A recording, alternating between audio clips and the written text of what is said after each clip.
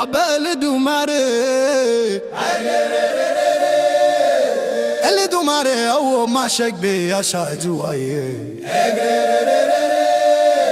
Elédùmarè ọba ṣẹ́gun fún àwa mọ̀ yìí. Peace ẹ̀ta ẹsẹ̀ ní tẹ́dùmarè.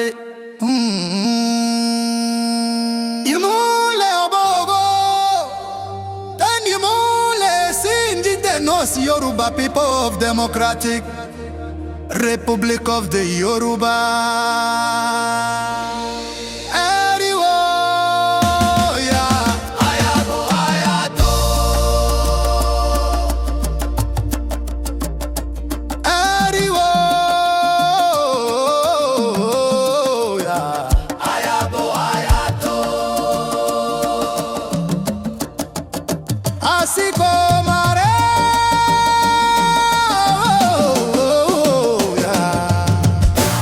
Akoko mareo, omo abale soro, omo abale soro, kile lanu odeo.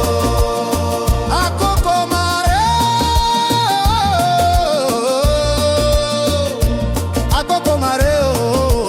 Elédùmarè tó ande o.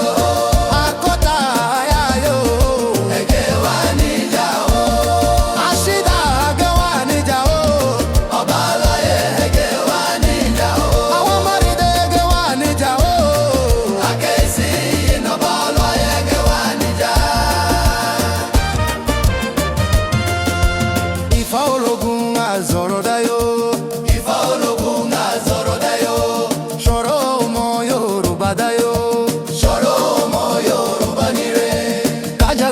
Ṣẹ́gun Ifá ológun ṣòro ọmọ Yorùbá dáyó.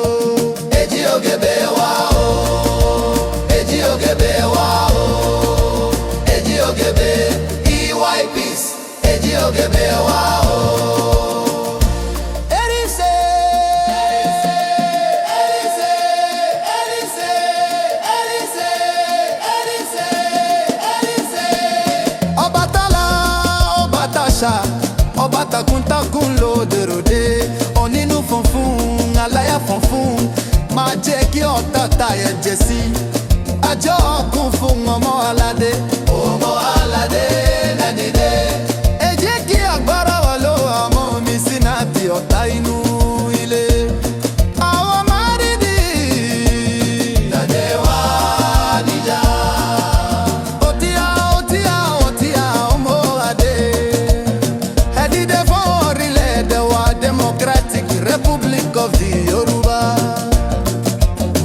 Ani asiko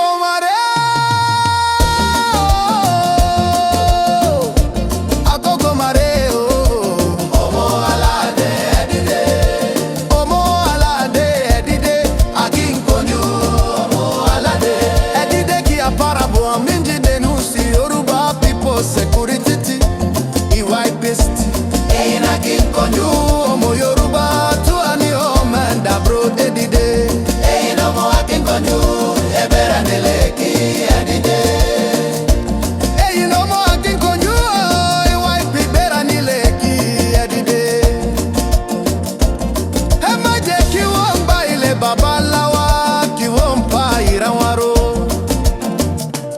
Akoko mareo, asiko marere.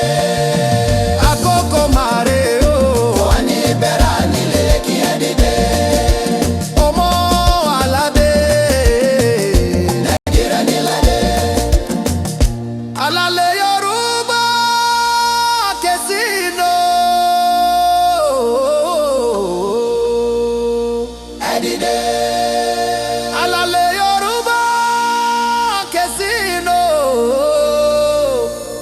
Akinkonju edide. Oh no. Oguno. Odunlakaye o. Oshimnolge.